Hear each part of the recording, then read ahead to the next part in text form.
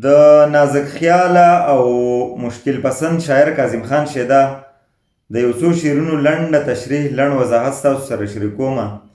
شیدا وایي چې ځان د چا په طلب وجنې بد اختره، چې روانې لکه اور تر خاکستره. اختر په پارسی کې ستوري ته ویلی شي، د قسمت دپاره هم کارولی شي. نیک اختر خوش قسمته او بد اختر بد قسمته کم نصیبه. خاکستر ایرې ته ویلی شي. شیدا په دې شعر کې یوه پوښتنه کوي او د هغې سره یو خبرداری یو تنبیه هم ورکوي.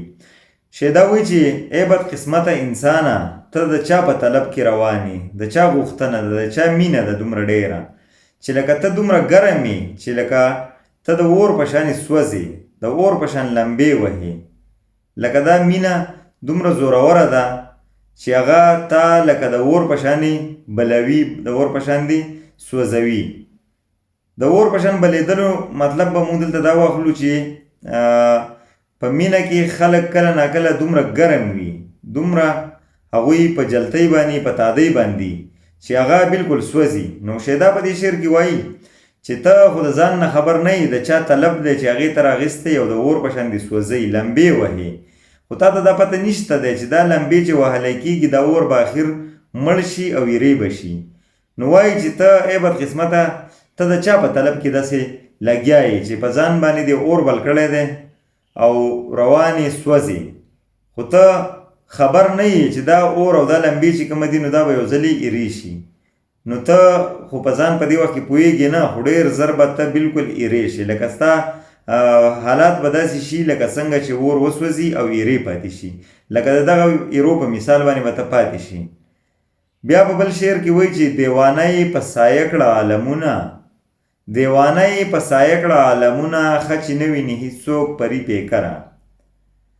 سایه سوري ته ویلی شي، شیډو په انګریزي کې چې ورته ویلی شي، او پري پیکره، پري چونکې ښاپیرو ته ویلی شي، پیکر تصویر ته ویلی شي. نو شیدا وایي چې د پیریانو سوره چې په چا وشي دغه یو تصور د پخواني نه زمونږ په معاشره کې را روان هم دی چې یاره خلک وایي په پلاني باندې د پیریانو سوری شوی دی، هغه بیا بیمار شي، د هغه ذهني مسلې شي، نفسیاتي مسلې شي، نو خلک وایي په دې د پیریانو سوری شوی دی. نو شیدا وایي چې د پیریانو د ښاپیرو د سوري چې کوم دی که نه، دا چې کله په چا باندې وشي نو هغه خلک دې حد ته ورسي چې لیوني شي. نو دا خو ډېره ښه خبره ده چې زما د محبوب چې کوم دی، د ښکلی حسین معجبین معشوق چې کوم دی، نو ښه ده چې دا څوک نه ویني. د معشوق خبره هغه کوي چې دا معشوق نه ښکاري، لکه چاته ځان نه ورښیي، دیدن نه پیرزو کوي چاته، د هغه دیدن ډېر زیات ګران دی. خو دا ډېره ښه خبره ده چې د هغې دیدن په اسانه باندې نشته، ځکه چې هغه د ښاپیرو په شانې دی که نه، خو د ښاپیرۍ تصویر دی، د ښاپیرو یو عکس دی. نو د ښاپیرو خو هسې چې په چا سوری وشي نو خلک لیوني کېږي. نو ښه ده چې دا څوک نه ویني که نه، که دا چا لیدو نو بیا خو به د عالمونه چې کومه وو، د عاشقان کومه وو، د کوم مینان وو، دا به ټول لیوني شوي وو. نو په دغه تناظر کې شیدا په دې خبره باندې خوښ دی، په دې باندې خوشحاله دی چې یاره دغه حسین معجبین چې کوم دی د دې دیدن نشي کېدی. بیا په بل شعر کې وایي چې سترګې سپینې د هر یک په انتظار شوې، ته به داو په کم صدف کوې ګوهره. سترګې سپینېدل د انتظار لپاره محاورتن استعمالیږي. داو هغه د جوارۍ داو چې کومه دی همغه داو یادوي، او صدف چې کوم دی نو دا کونجکي ته ویلی شي، سیپۍ ته ویلی شي، ګوهر ملغلرې ته ویلی شي، موتی چې ورته وایي، پرل چې ورته وایي. نو وایي دلته کې شیدا دا خبره کوي پخواني نه یو تصور راغلی دی. هغه تصور داسې دی د ملغلرې د جوړېدو دپاره خلک وایي چې یاره دا په سمندر کې چې دا کومه کونجکي دي دیو اسمان ته خولې وازې نیولي چې کله باران کېږي نو د باران یو څاڅکی راځي چې په دې نورو څاڅکو کې صرف یو څاڅکی هغه په دې ټول باران کې چې هغه په کومه کونجکه کې ولګېد نو په هغه کونجکه کې ملغلره پیدا کېږي. دې دپاره دا تصور هم کېدی شي چې یاره دا باران چې کومه دی نو دا د نوروز نه 21 ورځې یا 23 ورځې پس راښکې کېږي، او په دغه وخت کې چې کومه باران وي نو دغه باران دغې ته آبي نیسان هم وي. چې کله دغه باران شروع شي دغه آبي نیسان راځي نو د هغې سره دغه څاڅکې راځي په کوم کې چې ملغلره یو هغه چې په کومه کونجکه باندې ولګېدو نو په هغه کونجکه کې ملغلره پیدا کېږي. ځکه خو په دریاب کې کونجکې ډېرې زیات دي، خو په هره کونجکه کې ملغلرې نه وي. دغه خلک چې څوک ملغلرې لټوي، د دغه موتیانو د دغه پرل لټون کوي، نو هغه ګرځي او څه ډېره په مشکله سره په ډېرو سختو سره په کړاوونو سره هغه ته هغه کونجکه میلاویږي چې په کم کې دغه ملغلره وي. نو دلته کې شیدا په دې شعر کې هغه تصور راوړي، خو د ملغلرې د جوړېدو دپاره ساینسي هم یو خبره شته دی، یو دلیل شته. هغه وایي چې دا کونجکه چې کوم ده نو دا هغه د ځناورو هغه خول دی، هغه ډانچه ده، اگزوسکیلیټن دی، کوم چې د وجود نه بهر د ځینو ځناورو ډانچې لکه د شمشتۍ همي دغه شانې په دې حشراتو کې د مختلفو حشراتو مونږ ګورو چې د هغوی ډانچې چې کوم دي نو دا د وجود نه بهر دي، دغه د هډوکو یو خول د هغې نه جوړ شوی. نو دغه سمندري ځناور چې کومه دی د هغې دا خول دی، دا کونجکه، او دا ځناور په دای کې دننه اوسیږي. کله چې دا ځناور مړ شي او دا ختم شي، د دې وجود چې کوم دی نو هغه بیا نور بکټیریا یا نور ځناور چې کوم دی هغې ختم کړي، نو بیا د کونجکه سپکه شي، د دریاب سر ته راوخیږي، غاړې ته راشي او بیا یې خلک رانیسي. نو ساینس دا خبره کوي چې کله دغه ځناور په ژوندۍ او په دغه سمندر کې موجود دي، د دې د کونجکې دا کومه د کونجکه چې دا کوم خول چې دی دې ته څه شګه یا څه بل بیروني څه شی دننه ورشي، نو دا د ځناور ته تکلیف شروع کړي، د هغه د دې نور وجود او د دې سکیلیټن د دې ډانچې د دې خول په منځ کې وي. نو چې هغې ته تکلیف شروع کړي، نو دغه ځناور بیا په دغه وخت کې د هغه قوت مدافعت په حرکت کې راشي، هغه اکټیو شي او دغه بیروني څیز چې کومه دی نو د دې سره مقابله شروع کړي چې د ځناور ته د تکلیف ختم شي. په دغه صورت کې د ځناور بدن چې کوم دی نو هغه یو ماده خارجي، دغه ماده د کیلشیم کاربونیټ په شکل کې وي او دغه ماده د دغه بیروني ذرې دغه شګې یا هر څه شي چې د دې نه تیر چاپیره جمع کېدل شروع شي، د دغه شانې د دغه ذرې نه تیر چاپیره یو خول جوړ شي، یو بال شکل کې یو ماده جوړه شي، او دغه ماده چې کوم ده نو دغې ته بیا مونږ وروستو موتی ملغلره وایو. دغه ډېر زیات قیمتي وي، په زیوراتو کې استعمالیږي، په مختلفو رنګونو کې راځي. د کومه ملغلرې شکل چې زیات ښایسته زیات غټي نو هغومره د هغې قیمت چې کوم دی نو زیات وي، او هسې هم د ملغلرو قیمتونه ډېر زیات دي. په دغې پسې چې کوم خلک کړاو کوي نو ډېر په مشکله سره میلاویږي، کله ناکله پکې خلک بالکل مایوسه شي او هغه وایي چې یاره ملغلرې اړو شته نه. په دغه تناظر کې د خوشحال خان خټک دا شعر هم دی چې غوټې پسې وهې په لاس به درشي، چا ویل دا چې په دریاب کې ګوهر نشته. د دې شعر مطلب د خوشحال خان خټک دا دی چې ډېر په مشکله سره هغه د محنت خبره په دې شعر کې کړې ده چې بار بار ته محنت کې نو تا ته به څه په لاس درځي. دلته کې په دې شعر کې مونږ د کاظم خان شیدا تشریح چې ګورو نو دا چې کومه د ملغلرې د جوړېدو دپاره روایتي خبرې را روانې وي، تصوراتي خبرې را روانې وي، هغه خبره بیان کړې ده چې په دې سمندر کې دنیا کونجکې دي او هرې کونجکې اسمان ته خوله وازه نیولې وي چې دغه موتی به راځي، دغه ملغلره به راځي او زما په خوله کې به لګي او زه به قیمتي کېږم. خو وایي چې هغه خوش قسمته کونجکه به کمه وي چې لکه ملغلرې ته راشي او په هغې کې ولګي او هغه کونجکه ته قیمتي کړي. نو دلته کې د دې شعر مونږ که یو جوړه معنی راولټو نو د دې مطلب دا دی چې په دا که شیدا یو حسین یو ښکلي معشوقې ته مخاطب کیږي، هغې ته وایي چې په تا خو ډېر زیات خلک مین دي، ستا مینان خو ډېر زیات دي او هر څوک در سره ډېره زیاته مینه کوي او هر څوک ستا د مینې په طلبګار دي، تا ته انتظار کوي او هر سړی دا وایي چې یاره ته به زما په برخه شي، زما به قسمت به شي. خو هغه خوش قسمته مین به څوک وي چې هغه په تا مین وي او ته هم د هغه مینه قبوله کړې او په هغه باندې واپس مینه شي، نو هغه خوش قسمته به څوک وي. د پښتو داسې یو ټپه هم ده چې په لیلا هر سړی مین دی، بخت د هغو دی چې لیلا پرې شي مینه. نو د کاظم خان شیدا د دې شعر د تشریح دپاره زما په خیال باندې د پښتو دغه یوه ټپه هم کافي ده. بیا مخکې شیدا وایي چې په هوای سترګې تورې د شاهین کړې، په هوای سترګې تورې د شاهین کړې چې بازی کا په تزویر د چرخ کوتره. سترګې تورېدل چې کوم دي نو دا د دوکې دپاره کارولی شي، چاته دوکه ورکول. خلک وایي پلان کې له سترګې تورې کړې، مطلب دا دی چې دوکه یې کړو. مونږ د سترګې تورې کېدل یو بله ځای کې هم مونږ استعمالو، یو محاوره تنه استعمالو. د هغې مطلب دی چې کله څوک لوړ ځګي ته وخیږي، بره ځګي ته وخیږي او هغه لاندې ګوري نو هغه ته سترګې تورې کېږي. مطلب دا دی چې دغه ځای نه دته ښکته کله دی ګوري نو دی یو یره محسوسوي، دی بالکل داسې وي چې په ده باندې سر وګرځي او دی راولېږي. دغې ته په انګریزۍ کې هایټ پوبیا هم وي، په میډیکل ټرم کې ورته هایټ پوبیا هم وي، دغه یو بیماري هم ده. نو دلته کې شیدا په دې ځای کې دغه خبره کوي. بیا په دویم بند کې وایي چې بازی کا په تصویر د چرخ کوتره. نو شیدا په دې شعر کې دا خبره کوي چې دا کما د اسمان کوتره چې دا چرخ اسمان ته ویلی شي. بازي چې کوم دی نو هغه مونږ چې په پښتو کې وایو چې یاره کوترې بازیګرې اړولې، او تزویر چې کوم دی نو دا فریب ته وایي، دوکې ته وایي.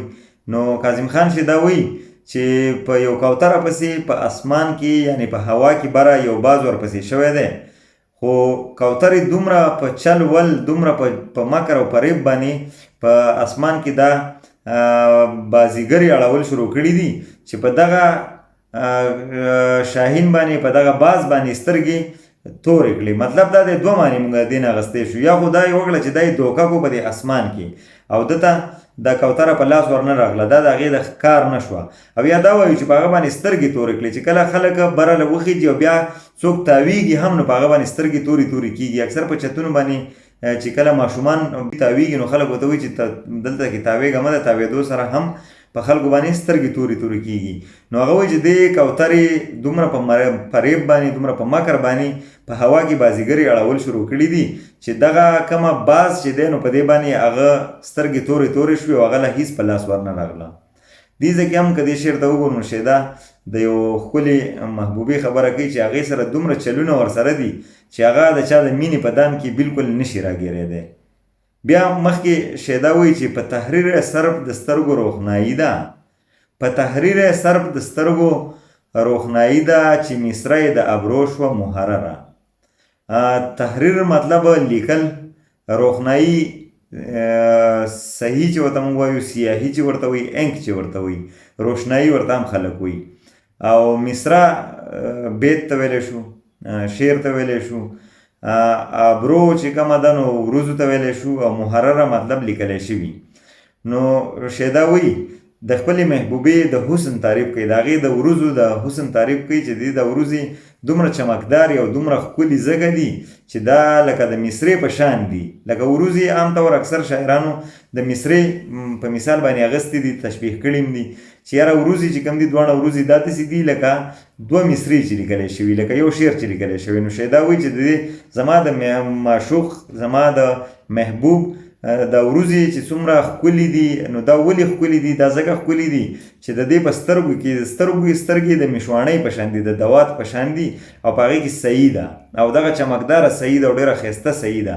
نو د دغه سعی نه دغه لیکونکي سعی راغستې ده او د دې په دې تندي باندې لیکل کړي دي شعرونه، شعر یې پرې لیکلی دی. نو دغه شعر د دې وروځې دي او دغه مصري دي.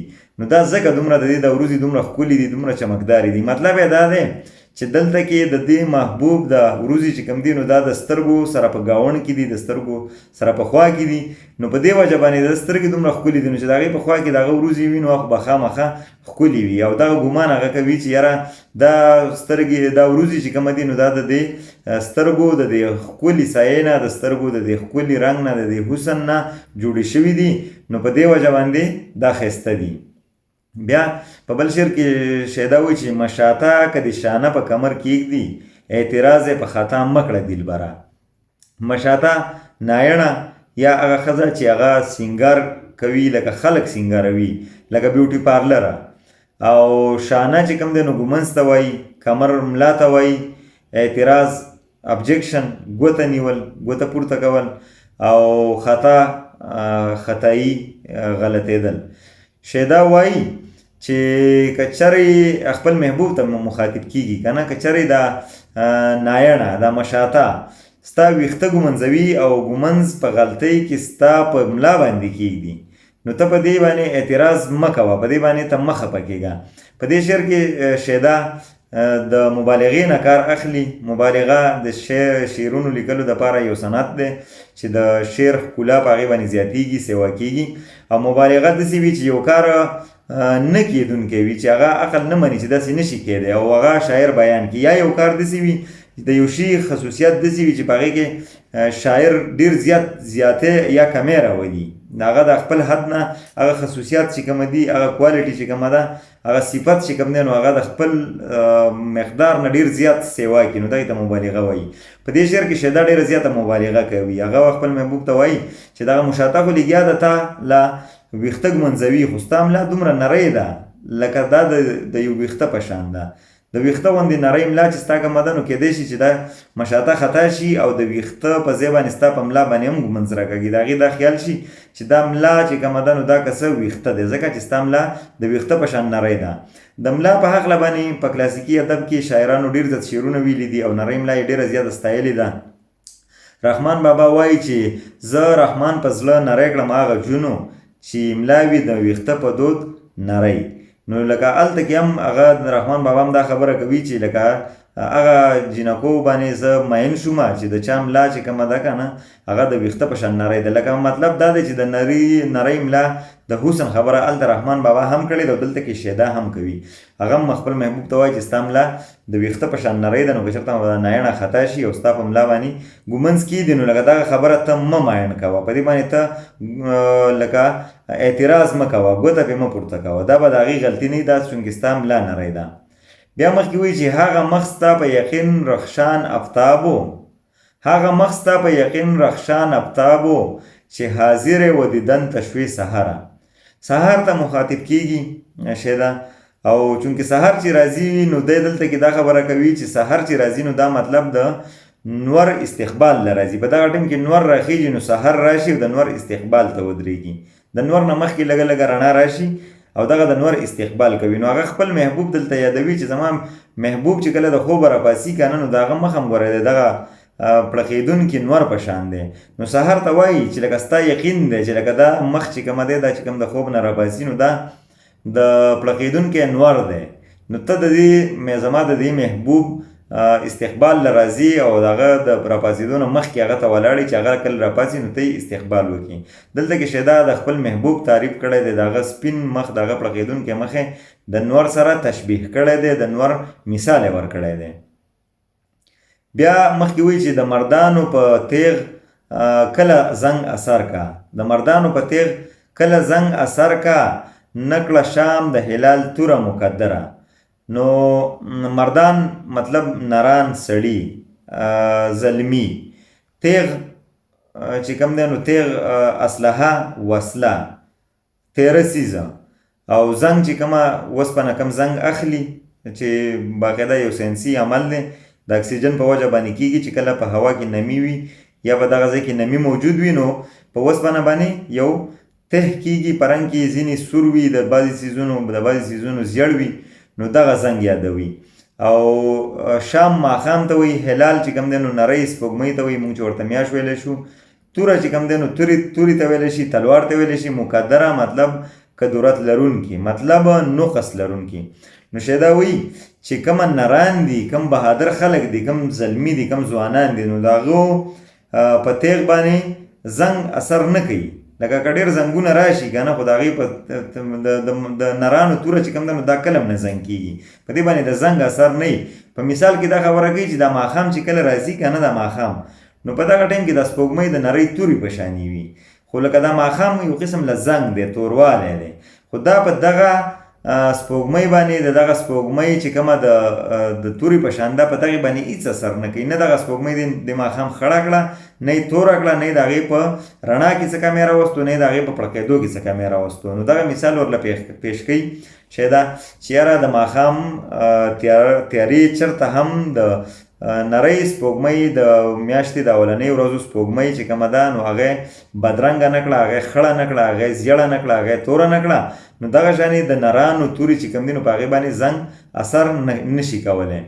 بیا وایي چې شینم زه لکه سپند و خپل سوختن ته، شینم زه لکه سپند و خپل سوختن ته چې په شاخ مې آرام نه وي بې مجمره. شین مطلب شنه کېدل، د خاندان عام خلک شنه کېږي، دا یو روزمره خلک استعمالوي، یو محاوره استعمالوي چې یاره خلک د خاندانه شنه شو. سپند چې کوم دی نو سپیلني ته وایي، سوختن سوځېدلو ته وایي، شاخ د ونې څانګه، خاخ او مجمر هغه څیز دی په کوم باندې چې خلک سپیلني ږدي او هغه بیا سوځي او لوګی کوي. نو شیدا وایي چې زه د سپیلني په شانې ومه، د سپیلني په شانې ومه چې زه لکه سوځېدمه خو زه ورته شین وم د خاندانه، چونکې سپیلني شنه وي چې کله دا سوځي نو شنه یي په رنګ کې او خلک یې سوځي. نو هغه وایي چې زه هم دقه شانې شین ومه لکه زه ډاډه وم، زه خوشحاله وم، هېڅ پروا مې نه وه، د خندا نه شین وم چې کله زه سوځېدم. ځکه چې په خاښ باندې په څانګه باندې زما آرام نه وي. زه په لکه څنګه چې د سپېلني په بوټي کې آرام نه وي او هغه بس رسي دغه مجمر ته رسي په دغه کومه څیز باندې چې دا ایښودی کېږي، نو دغه ځای ته دا ځان رسوي او هلته کې بیا سوځي. نو دی وایي چې زما هم لکه آرام راته نه میلاوېده چې څو پورې دې سوځېدو دې ځای ته را رسېدلی نه وم. شیدا دا خبره کوي چې لکه زه ښه په آرام باندې مې ژوند تېرولو، ښه خوشحاله ژوند و، خو هغه ژوند په ما باندې لکه هغه آرام ختم شه، لکه زه بیا نه شوم ټینګېدی. زه خامخا مینېدم چې مین شوم او تادي مې جوړه کړې وه، آرام راته نه میلاوېده چې په بغیر مینتوب نه ماته آرام نه میلاوېده. نو ما بس مین شوم او ځان مې راورسوه چې اوس دلته کې وسوځېدم او دې ځای کې د سپېلني په شانې لوګی شوم. بیا په آخري شعر کې شیدا وایي چې تش ګوګل شیدا د تا زړه دی وکښلی، تش ګوګل شیدا د تا زړه دی وکښلی، خپله برخه زورور اخلي په غوره. شیدا ځان ته وایي چې ستا ګوګل تش دی، ځان مخاطب کوي چې ای د تش ګوګل لرونکي شیدا، ای د خالي ګوګل لرونکي شیدا، هغه ګوګل چې په هغې کې زړه دننه نه وي، ته هغه شیدا یې. لکه ځان ته تش ګوګل شیدا وایي، لکه خالي زړه لرونکی شیدا ځان ته وایي چې په تا کې ګوره زړه نشته، ستا زړه وتی دی، ستا سینه چې کومه ده نو دا خالي ده، ځکه چې ستا زړه چې کوم دی نو هغه ستا د محبوب برخه وه. زړه چې کوم دی نو دا د معشوق د محبوب برخه وي، ځکه چې مین خپل زړه خپل محبوب ته ورکوي. نو مطلب دا دی چې دا د هغه حصه دا د هغه ملکیت دی، د هغه حق د هغه ته میلاو شوی. نو شیدا وایي چې دا زورور دي، دا ښکلي چې کوم دي که نه دا معشوقې، دا زورور خلک دي او دیو ښه په غوره باندې لکه د خلکو زړونه اخلي، لکه ښه په خوښه باندې اخلي. دا د دیو لکه دا خبره دیو غوره ګڼي چې دی د مین نه زړه واخلي. نو وایي چې ای شیدا ته خو هغه زورور معجبین ښکلي باندې مین یې چې هغه ستا د زړه مالک دی، ستا د زړه اختیار لرونکی دی، نو هغه ښه په خوشحالۍ باندې هغه په خوښه باندې ستا زړه ستا د ګوګل نه ایستلی دی او ته تش زړه اوسېږي. په دې شعر کې کاظم خان چې دا د خپل ځان خبره کوي چې یاره زما زړه نشته، زما نه زړه زما معشوق ایستلی دی او ځکه ایستلی دی چې هغه د هغه برخه وه، د هغه حصه وه، نو هغه زما نه ښه په خوشحالۍ باندې وړی دی.